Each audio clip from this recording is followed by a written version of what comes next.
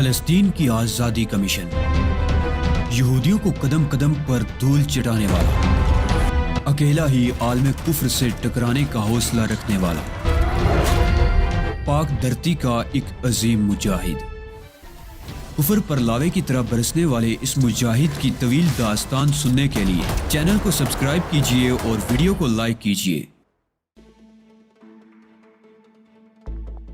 میرے پاس حکم کی تعمیل کے سوا کوئی چارہ نہیں تھا۔ میں نے رائفل پھینک کر ہاتھ بلند کر دیے۔ میں نے لکی کو بھی ہاتھ بلند کرنے کی ہدایت کی تھی اور اس کے بعد ان کی اگلی ہدایت پر ہم دونوں ٹیلے سے نیچے اتر آئے۔ ہمارے نیچے اترتے ہی ان میں سے 2 افراد ہمارے نزدیک آئے اور انہوں نے بڑی بے رحمی سے ہمارے ہاتھ پشت پر کس کے باندھ دیے۔ قریب آنے پر میں نے دیکھا کہ ان لوگوں کا تعلق سفید فام نسل سے ہی تھا۔ ہاتھ باندھنے کے بعد ان میں سے ایک طویل القامت شخص نے غرائی ہوئی آواز میں مجھ سے سوال کیا، لینڈ روور پر سوار لوگوں کے علاوہ تمہارے اور کتنے ساتھی ان ٹیلوں کے عقب میں موجود ہیں؟ اس کی آواز سے مجھے پتا چلا کہ مجھے رائفل پھینکنے کا حکم بھی اسی شخص نے دیا تھا اور کوئی بھی نہیں ہے۔ میں نے بھرائی ہوئی آواز میں کہا، ہم میاں بیوی چاندنی رات سے لطف اندوز ہونے اس طرف نکل آئے تھے، ورنہ باقی لوگ وہیں لینڈ روور کے قریب موجود تھے۔ چلو آگے بڑھو، اس نے مجھے دھکا دے کر کہا۔ میں اور لکی اس کی ہدایت پر آگے بڑھتے رہے۔ رخ اسی سٹیمر کی طرف تھا جس سے وہ لوگ اترے تھے۔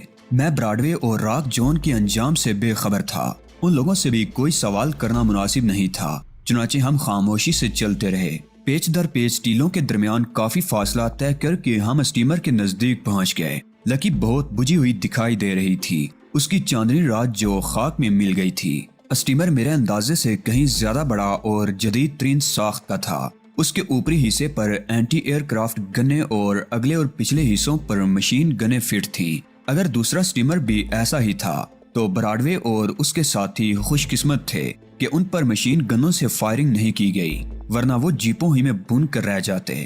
اسٹیمر تک پہنچنے کے بعد ہمیں پانی میں اتارا گیا، لیکن وہاں کمر سے زیادہ پانی نہیں تھا۔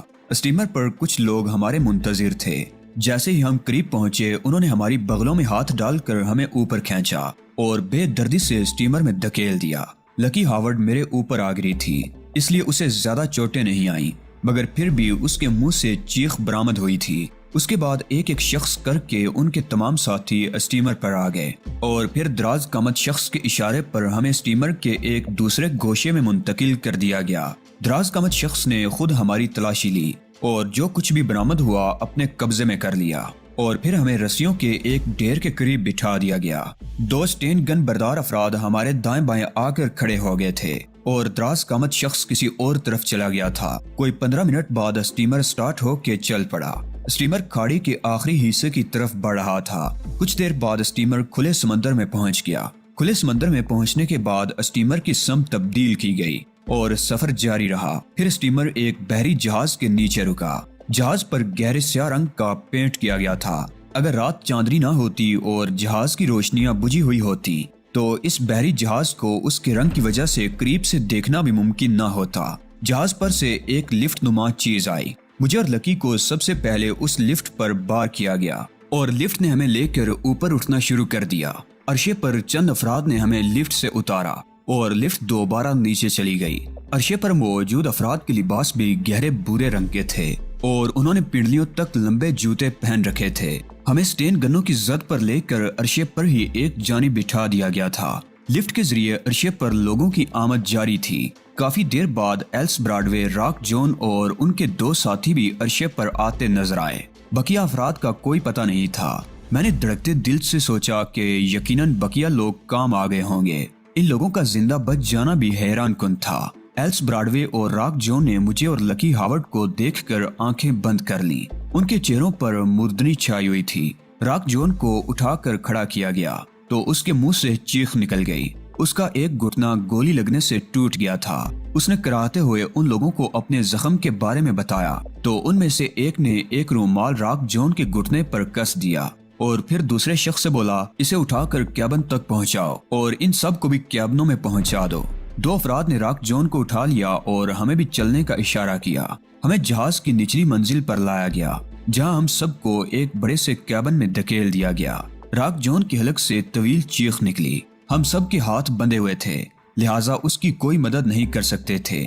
راک جون نے خود ہی اپنے آپ کو سنبھالا اور کروٹ بدل کر اس طرح لیٹ گیا کہ اس کی زخمی ٹانگ اوپر رہے۔ ایلس براڈوے بہت افسردہ نظر آ رہا تھا۔ میں نے اس سے اس کے ساتھیوں کے بارے میں پوچھا تو اس نے غمگین لہجے میں بتایا کہ وہ سب مارے گئے۔ میں خاموش ہو گیا۔ ان کے بارے میں یہ اندازہ تو میں پہلے ہی لگا چکا تھا کہ وہ سب مارے جا چکے ہوں گے۔ کچھ دیر کے بعد کیبن کا دروازہ کھلا اور چند افراد دراز قامت کے ہمراہ کیبن میں داخل ہوئے۔ وہ راک جون کو ایک اسٹریچر پر ڈال کر لے گئے۔ راک جون کو آدھے گھنٹے بعد واپس لایا گیا۔ اس کے گھٹنے کی ڈریسنگ کر دی گئی تھی۔ شاید اسے سن کرنے والا کوئی انجیکشن بھی لگایا گیا تھا کیونکہ اب اس کے چہرے پر تکلیف کے آثار نہیں تھے۔ میں اس انسانیت کے لیے ان کا شکر گزار ہوں، راک جون نے کہا۔ گولی نے گھٹنے کی ہڈی توڑ دی ہے۔ انہوں نے کہا ہے کہ صبح پلاسٹر کر دیا جائے گا۔ اس وقت ڈاکٹر موجود نہیں ہے، لیکن یہ کمبخت ہیں کون اور انہوں نے ہمارے ساتھ یہ وحشیانہ سلوک کیوں کیا ہے؟ براڈوے نے راک جون سے سوال کیا۔ میں خود بھی حیران ہوں۔ میں کافی عرصے سے یہاں رہ رہا ہوں۔ مجھے آس پاس کے علاقوں کی خبریں بھی ملتی ہیں، لیکن یہ خبر کبھی نہیں ملی کہ اس سمندر میں کوئی جنگی جہاز بھی موجود ہے۔ ایلس براڈوے اور راک جون کی گفتگو سے یہ اندازہ کرنا مشکل نہیں تھا کہ جو کچھ ہوا وہ ان کے لیے بھی اتنا ہی غیر متوقع تھا جتنا غیر متوقع میرے لیے تھا۔ رات یوں ہی سوتے جاگتے گزر گئی۔ صبح کے وقت چند نئے افراد ہمارے کیبن میں داخل ہوئے۔ ان میں سے ایک طویل جثہ شخص بھی تھا جس کے چہرے سے سختی جھلک رہی تھی۔ اس نے اپنے ساتھیوں کو حکم دیا کہ ہم سب کو دیوار کے سہارے بٹھا دیا جائے۔ چنانچہ ہمیں جانوروں کی طرح گھسیٹ کر دیوار کے سہارے بٹھا دیا گیا۔ طویل جثہ شخص نے آگے بڑھ کر باری باری ہم سب کے چہرے بغور دیکھنا شروع کیے۔ ان کی آنکھوں میں بوکی بلیوں جیسی چمک تھی۔ سب لوگوں کے چہرے بغور دیکھنے کے بعد اس نے ایلس براڈوے سے کہا، اپنے بارے میں تفصیل سے بتاؤ۔ میرا نام ایلس براڈوے ہے۔ میں اس علاقے میں اپنے دوست راک جون اور اس کے ساتھیوں کے ہمراہ شکار کھیلنے آیا تھا۔ ایلس براڈوے اپنے بارے میں تفصیل سے بتا رہا تھا۔ پھر اس نے کہا، آپ میرے بیان کی تصدیق میرے کاغذات سے کر سکتے ہیں اور تم؟ وہ راک جون کی طرف متوجہ ہوا۔ میں طویل عرصے سے اسی علاقے میں مقیم ہوں۔ میرا نام راک جون ہے۔ میرے پاس مقامی حکومت کا اجازت نامہ موجود ہے۔ جنگلی درندوں کا شکار میرا شوق ہے۔ مقامی بستیوں کے لوگ کبھی کسی درندے کا شکار ہوتے ہیں تو مجھے سے مدد لیتے ہیں۔ یہی میرا مشغلہ ہے۔ اس کے بعد میرا نمبر آیا۔ میں نہ تو شکاری ہوں اور نہ ہی مجھے جنگلوں سے بہت زیادہ دلچسپی ہے۔ میں نے کہا، میں تو اپنی بیوی کے ساتھ شیک گورائے آیا تھا اور تفریحاً ان لوگوں میں شامل ہو گیا تھا۔ باری باری سب سے سوال جواب کیے گئے، لیکن نے وہی جواب دہرایا تھا جو میں نے ان لوگوں کو دیا تھا۔ لیکن تم لوگوں نے ہم پر گولیاں چلائی تھی اور مقابلے پر آمادہ ہو گئے تھے۔ طویل جثہ شخص نے کہا، وہ تو ایک اضطراری فعل تھا۔ ہمیں کیا معلوم تھا کہ ہم پر کون حملہ آور ہو گیا ہے؟ راک جون نے جواب دیا، یہ ممنوع علاقہ ہے۔ حکومت کیرول کی طرف سے احکامات جاری کیے گئے ہیں کہ کوئی اس طرف نہ آئے۔ ہم اس علاقے کے محافظ ہیں اور ہماری ذمہ داری ہے کہ ہم غیر متعلقہ لوگوں کو اس علاقے سے دور رکھیں۔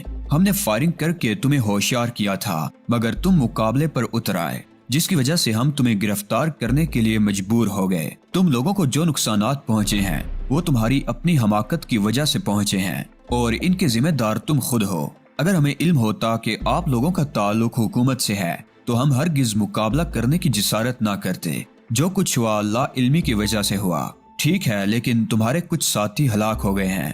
ہم کسی صورت میں بھی ان کی ہلاکت کی ذمہ داری قبول نہیں کریں گے۔ اس کے علاوہ تمہاری گاڑیاں بھی تباہ ہو گئی ہیں، لہٰذا تم واپس تو جا نہیں سکتے۔ اس لیے فی الحال تمہیں یہیں رکنا ہوگا۔ چیف آئے گا تو وہی تمہارے بارے میں کوئی فیصلہ کرے گا۔ میں تم لوگوں کی بندشیں کھلوا رہا ہوں، لیکن یاد رکھو کہ اگر تم میں سے کسی نے بھی کوئی گڑبڑ کرنے کی کوشش کی تو کیبن کے باہر مسلح محافظ موجود ہیں۔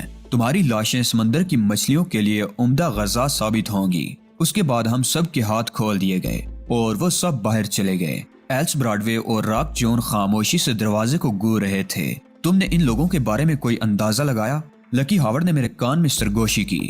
فی الحال تو کچھ کہنا مشکل ہے، میں نے کہا۔ معلوم نہیں کب تک ان لوگوں کی قید میں رہنا پڑے گا، لکی بولی، لیکن ان کا رویہ زیادہ برا نہیں ہے۔ ظاہر ہے ان کا مقابلہ کیا گیا تھا، اس لیے ان کا طیش میں آنا فطری بات تھی۔ مگر دونوں گاڑیاں تباہ ہو چکی ہیں۔ کیا یہ لوگ ہمیں کسی مناسب جگہ تک پہنچانے کا بندوبست کر دیں گے؟ میں کیا بتا سکتا ہوں، میں نے جھنجھلا کر کہا۔ میری جھنجھلاہٹ فطری تھی۔ میں خود ان لوگوں کے بارے میں کوئی اندازہ نہیں لگا سکا تھا، لیکن میری چھٹی حس بتا رہی تھی کہ اس معاملے میں اولیو ہاورڈ ضرور ملوث ہے۔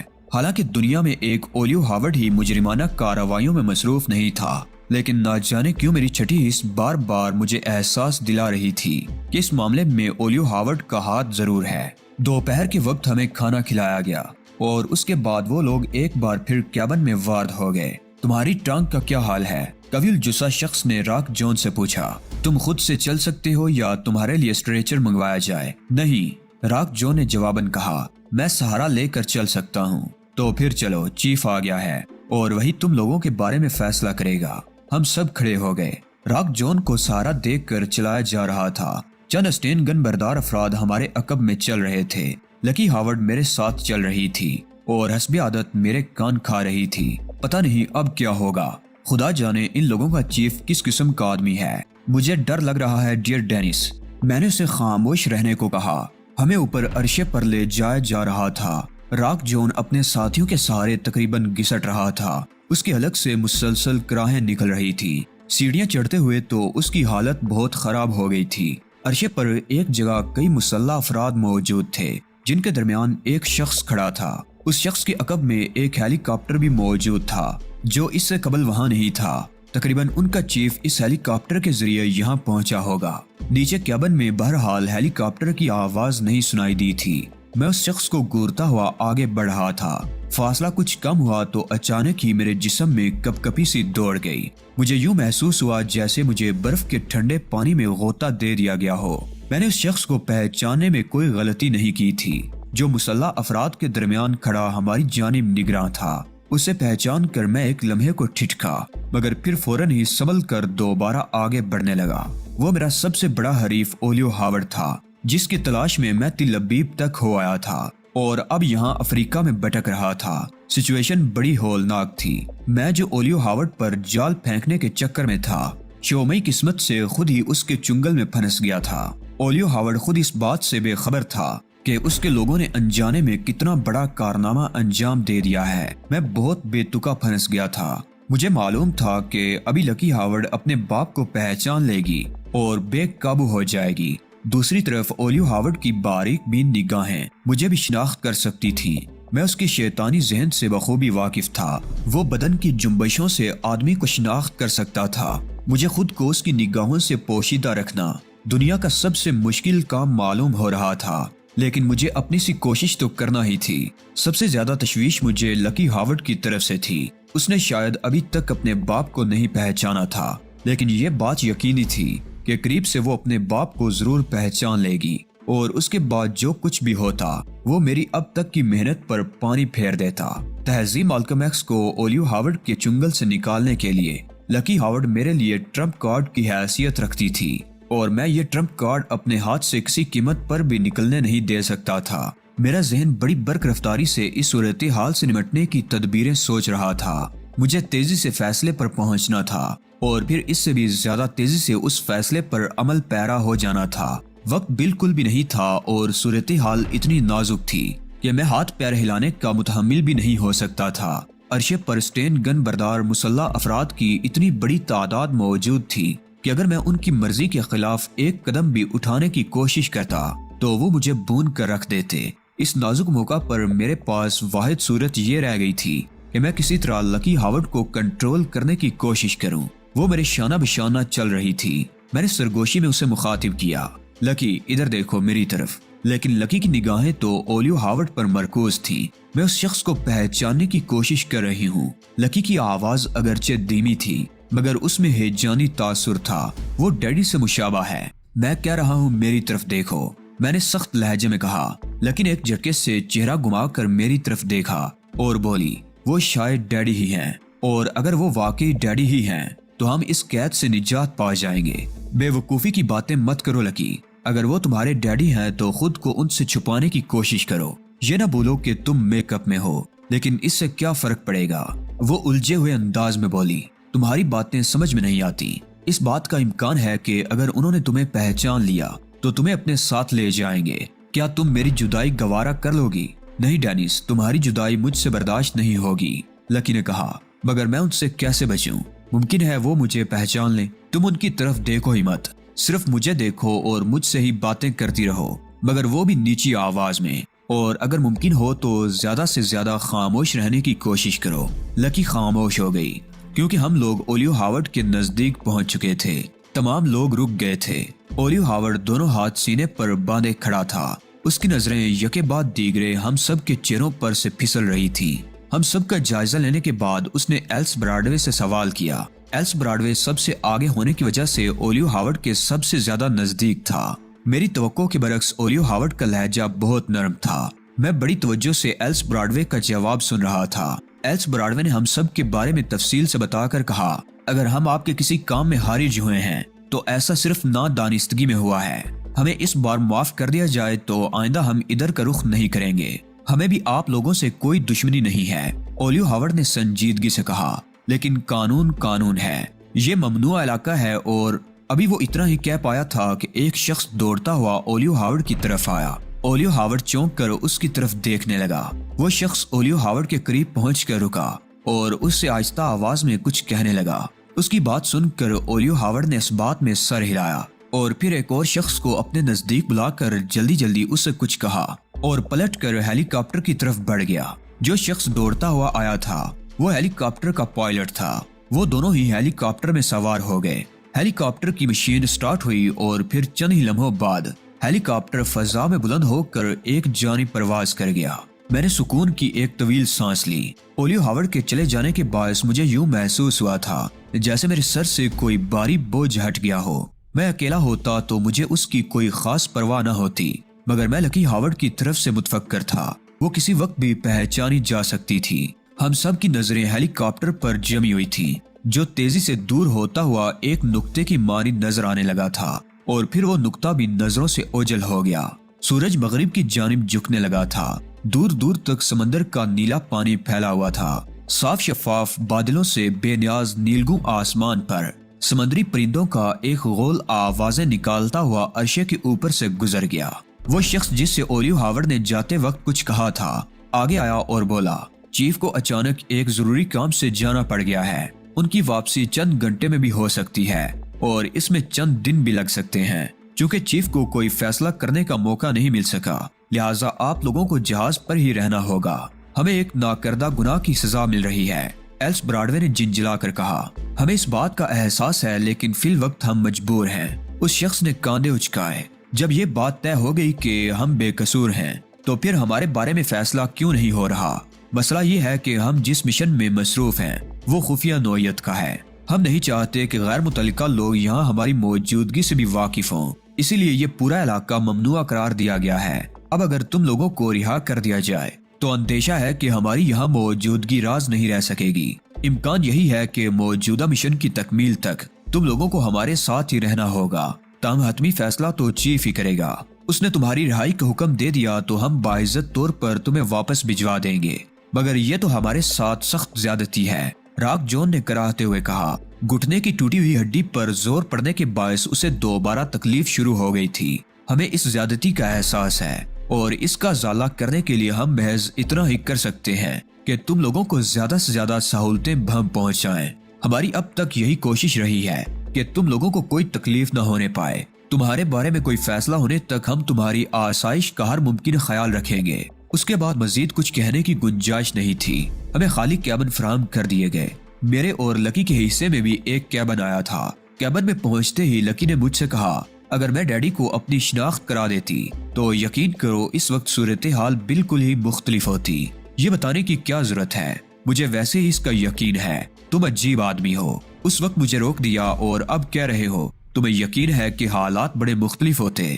میں نے اس وقت بھی تم سے یہی کہا تھا، تمہارے ڈیڈی تمہیں پہچان لیتے تو تمہیں بھی ہیلی کاپٹر میں اپنے ساتھ لے جاتے اور میں یہاں جہاز پر ہی رہ جاتا۔ پتہ نہیں کیوں یہ بات بار بار میرے ذہن سے نکل جاتی ہے، لکی ہاورڈ نے طویل سانس لے کر کہا۔ لیکن لکی ڈیئر ایک بات تو بتاؤ، میں نے سنجیدگی سے کہا۔ پہلے تم بار بار ان لوگوں کے بارے میں مجھ سے میرا خیال پوچھ رہی تھی، اب تمہارا ان کے بارے میں کیا خیال ہے؟ وہ لوگ میرے ڈیڈی کو چیف کہہ کر پکار رہے تھے۔ ظاہر ہے ڈیڈی کی طرح یہ لوگ بھی یہاں کوئی سرکاری کام ہی انجام دے رہے ہوں گے۔ کیوں تم نے یہ بات کیوں پوچھی؟ ویسے ہی پوچھ رہا تھا، میں نے مسکرا کر کہا۔ نہیں کوئی اور بات ہے، تم کچھ چھپا رہے ہو۔ لکی مجھے غور سے دیکھتے ہوئے بولی، ان لوگوں کا لباس میری الجھن کا باعث ہے۔ ایسی سرکاری وردی کبھی میری نظروں سے نہیں گزری۔ یہ تو کوئی ایسی خاص بات نہیں ہے۔ لکی نے ہنس کر کہا، دنیا میں بے شمار ممالک ہیں، تمہاری معلومات تو اس بارے میں بہت محدود ہوں گی۔ تم نے شاید غور نہیں کیا، نہ تو ان لوگوں کی وردیوں پر اور نہ ہی جہاز پر کسی قسم کا کوئی نشان ہے، جبکہ سرکاری جہازوں اور وردیوں پر مخصوص نشانات ضرور ہوتے ہیں۔ اب تم نے کہا ہے تو مجھے بھی خیال آ رہا ہے، واقعی کہیں کسی قسم کا کوئی نشان نہیں ہے۔ لکی نے متفکرانہ انداز میں کہا، بس یہی چیز مجھے الجھن میں ڈال رہی ہے۔ ممکن ہے یہ لوگ کوئی بہت ہی خفیہ قسم کا مشن انجام دے رہے ہوں، اسی لیے ان کی وردیوں اور جہاز کو بے نشان رکھا گیا ہو سکتا ہے، میں نے کہا اور اولیو ہاورڈ کے بارے میں سوچنے لگا۔ وہ کسی بڑے چکر میں معلوم ہوتا تھا۔